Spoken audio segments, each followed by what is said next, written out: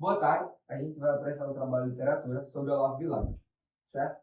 Introduzindo sobre o poema Via Láctea, eu vou falar sobre a estrutura e o seu vocabulário. A estrutura do poema Via Láctea ela é composta por 4 estrofes e 4 versos, totalizando um total de 16 versos. A métrica predominante nesse poema é a decassílaba, no caso, 16 sílabas poéticas, com rimas cruzadas no esquema A, B, AB. Então, em cada verso seria um rima diferente. A presença de estrutura formal e métrica regular demonstra o cuidado do poeta em construir um poema equilibrado e musical. Também no vocabulário de Olavo Bilac, em seus poemas, a gente tem que Olavo Bilac ele utiliza um vocabulário muito rico e expressivo também, com palavras bem escolhidas para poder falar o que ele queria expressar. Incluindo isso, no poema Via Láctea, ele fala trevas, noites compridas, nuvens e sombras. Palavras que remetem um tom de melancolia no poema. E a estrutura geral, como a gente está dando um foco na estrutura, a gente pode falar que ele estudava a estrutura métrica e formal do parnasianismo, que era o movimento que ele estava incluído na época. Olá, eu sou o Luiz Felipe e vou falar das rimas do poema Via Láctea de Olavo Bilac. Fiquem ligados. Primeiramente, as rimas elas obedecem a uma estrutura regular, possuindo-se 6 versos, ou seja, é uma sextilha. Elas obedecem à estrutura ABA, BCC, ou seja, o primeiro, o segundo e o quarto versos, eles rimam entre si. Já o terceiro e o quinto também rimam entre si, e o sexto não rima com nenhum outro. Já falando, dando mais uma sonoridade e cadência ao poema.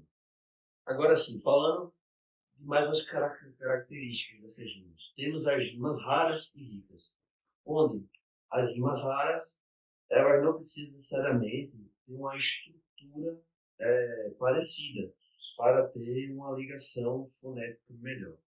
Já nas rimas ricas, é ao contrário, elas não precisam ter a estrutura fonética parecida, mas precisam ter a estrutura escrita parecida para poder fazer a parte da rima e melhorar a sonoridade do poema. Eu vou falar sobre o poema Via Láctea, de Olavo Bilac. Meu nome é Joaquim e eu dividi em 3 partes. Estrofação, sentido e figuras de linguagem.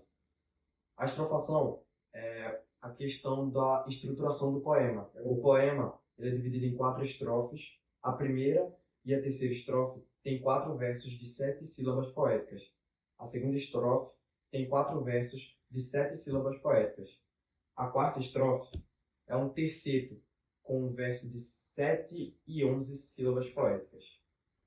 O sentido que o texto tenta trazer é tentar despertar a admiração e a reflexão sobre o universo por meio de descrições poéticas. O autor convida o leitor a contemplar sua existência e sua insignificância no vasto cosmos. Continuando, vou falar sobre algumas figuras de linguagens presentes no poema. Algumas delas são metáfora, personificação, hipérbole, sinestesia e anáfora.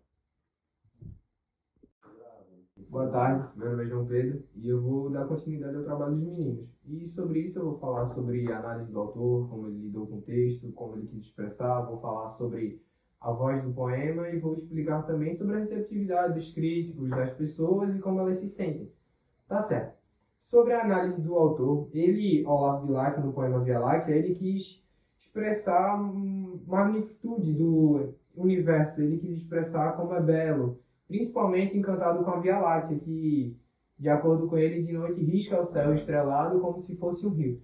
E isso ele passa para nós em metáforas, em descrições de imagens e torna isso o texto mais vivo.